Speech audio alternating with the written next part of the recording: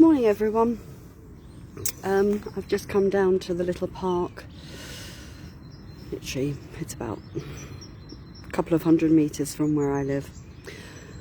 All the best intentions, of course. I brought my tripod and I forgot the attachment for my phone at home, so unfortunately I'm having to hold the camera, well, the phone.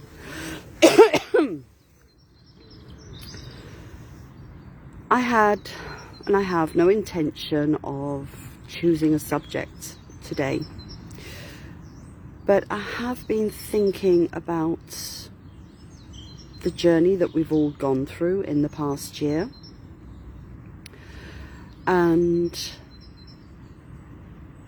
whether you've been working like a Trojan horse, or I don't know if that's the actual word for it.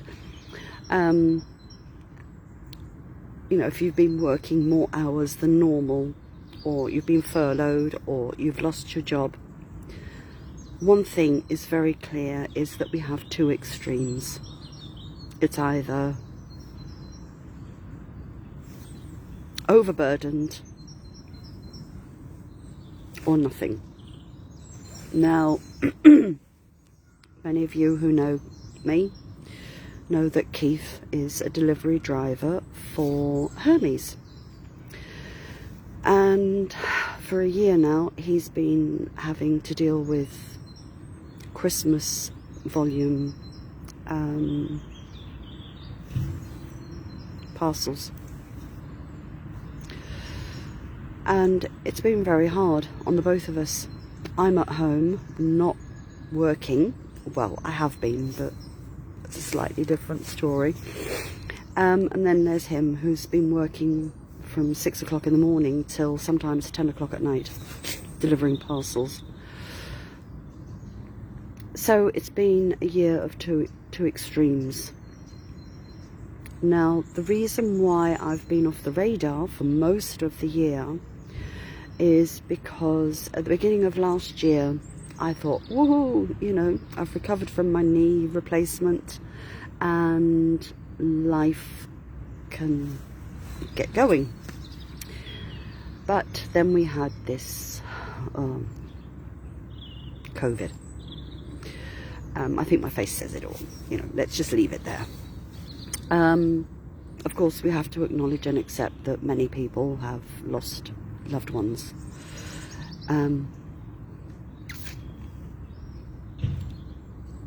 But then I had an Akashic reading done, which then put me into a state of what I call chrysalis, to clear and cleanse and set things right in past lives, including this life, past life in this life, you know. And so I kept re-emerging and I kept doing little bits, and I would do whatever I could.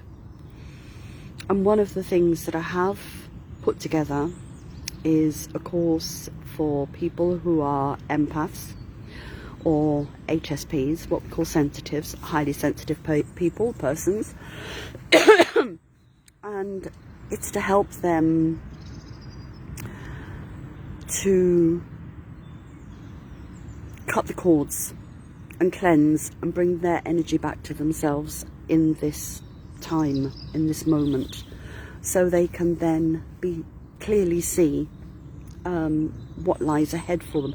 Not as in, you know, getting grand visions of the future or anything, but once we cut away those negative cords and those negative attachments, our vision then becomes clearer, because we're not totally bogged down by other people's energies like you are when you're uncleansed. Now, even myself, on occasions I have forgotten to do my cord cutting and cleansing and getting myself out. And literally in the last few days I have had the realization that I can actually be my own prisoner. sounds a bit weird, but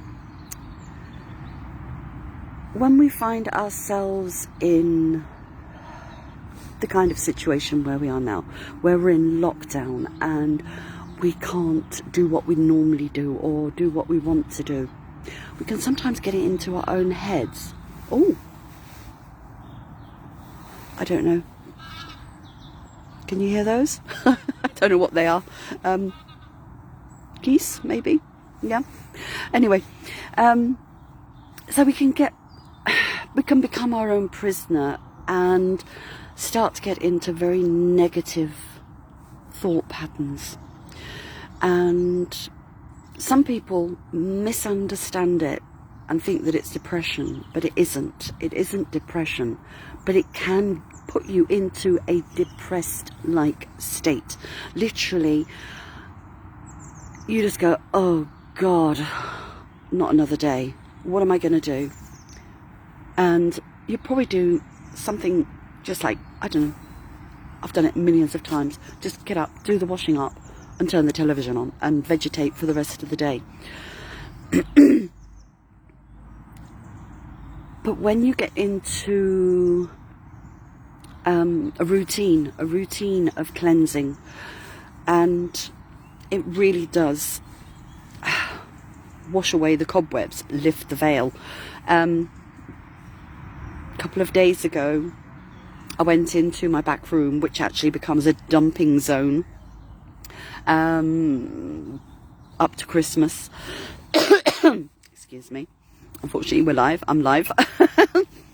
And, you know, everything just gets dumped in there, the Christmas presents and then other bits and pieces. And I have to really sort of like go, right, that's it. I'm doing it today. And I went in there, I lit some incense, I lit a candle, I stood there and I banged on my drum and I got a hold of my Buddha bell and I was, you know, ringing my bell up and down, up and down, up and down, up and down, shifting the energy. Because when I'd first walked into that room, it was like hitting a brick wall. I was really dizzy, really like, oh my God, what's going on in here? And I know why it is. It's because the room had remained closed, uncleansed, and with the amount of crystals that I have in that room, it was literally dizzying, because the moonlight does come in through the room, through the window, and with it being a large window, it hits a lot of the crystals. So I don't necessarily have to put all of my crystals, you know, in a line on the windowsill. And now all of a sudden, after having done that, I'm like, yay, you know, I feel a lot lighter. And I just wanted to come down here. I mean, it's a nice little place. I'll turn the camera around. There we go. It's not much. It's just a little green area. But at the moment, yes, it's frosty and cold. Yes, there's my shadow.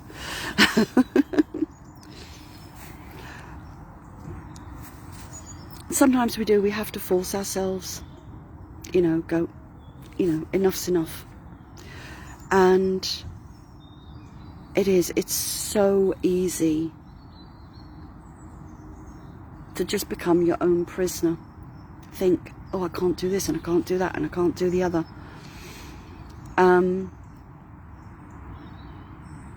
But that's the whole point of shadow work and clearing and cleansing things from past lifetimes and this lifetime. Emma Gibson, lovely lass, really lovely girl. You know, I like to consider her as a friend. We've talked quite a lot in the past year, more so than, you know, before. She does Akashic Records, and she did the reading for me. And there's a certain tragedy that caused my awakening in 2011. I've always been aware, I've always known, but up until, I would say 2011, I didn't know the words for things, so I didn't know that I was an empath. I didn't know that oh, I don't know, there's lots of things I didn't know, but now I do know, and I know the words for them. I've always known these things, but I haven't known the words for it. Sounds weird, I know, but you know, I've always known that I felt other people's feelings. I always knew when I was being lied to. I always knew when it was time to get out. You know, whether it was a job, a house, a situation, whatever, I always knew.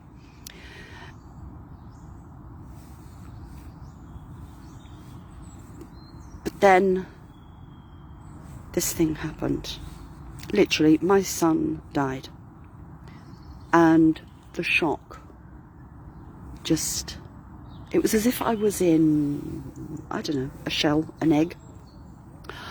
And it was as if the hammer hit it. And it just crashed open. And I've always been a spiritual person.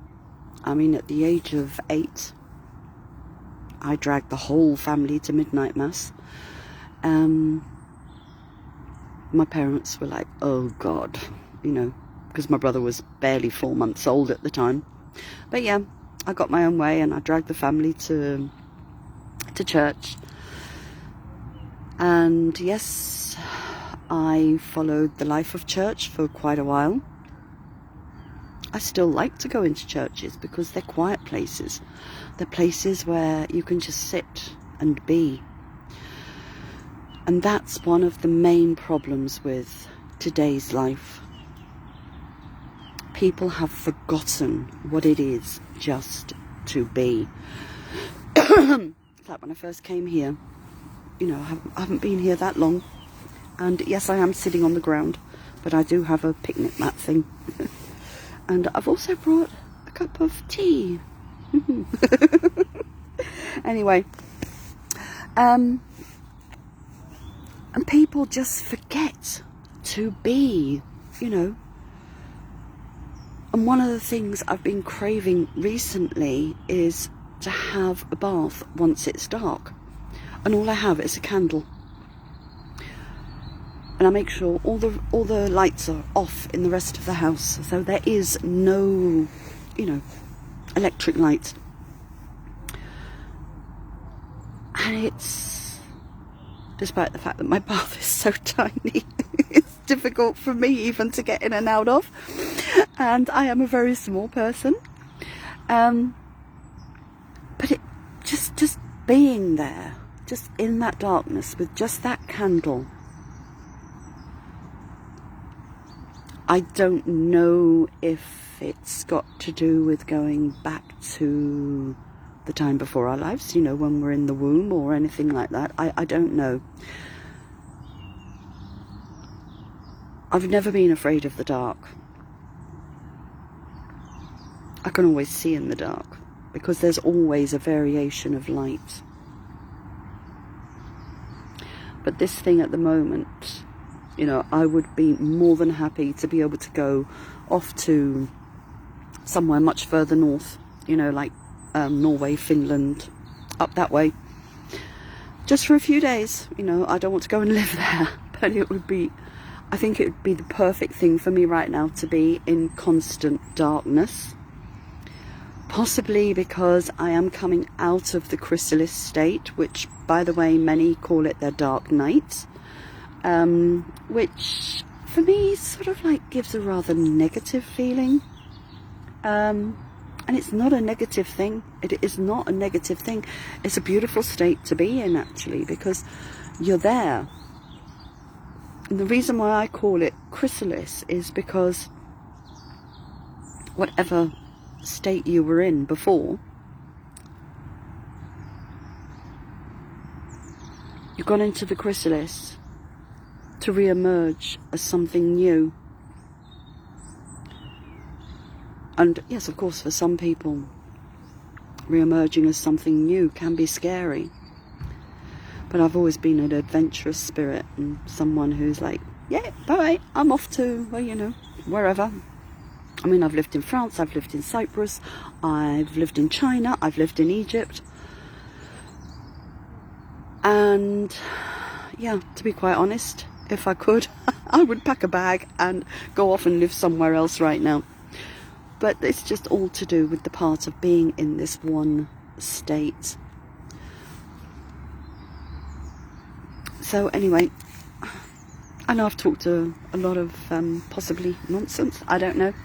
But I just wanted to come on and say hi and, you know, come and tell me how you've been doing, you know, what you've gone through and what you've realised and understood from the past year, because it is a positive thing. You need to look past the sadness. Death is a part of life. You know, even these trees behind me, they'll die one day. Everything that lives dies. But it doesn't mean that it's dead and gone and finished. They live on. Everything lives on in us. Inside our memory, inside our genes, inside our DNA. Life does go on. But now we're in a state where everything is being smashed down around us. And yes, of course I can understand, and I know that a lot of people are going to be so insecure by that. But hey, for me, it's just like packing my house away, putting it into storage, and taking a case and getting on an aeroplane to go to a new country where I get involved with, you know, new culture, new language. All that to me is like mana. It's the spirit of life itself. Adventure. We are in the dark before the dawn for a new adventure. And adventures are always fun. Anyway, I'm going to send you lots of love and healing to anyone who needs it. You know, lots of healing to those who want it or need it. And I'm going to wish you a happy weekend. Take care. Love you all. Bye for now.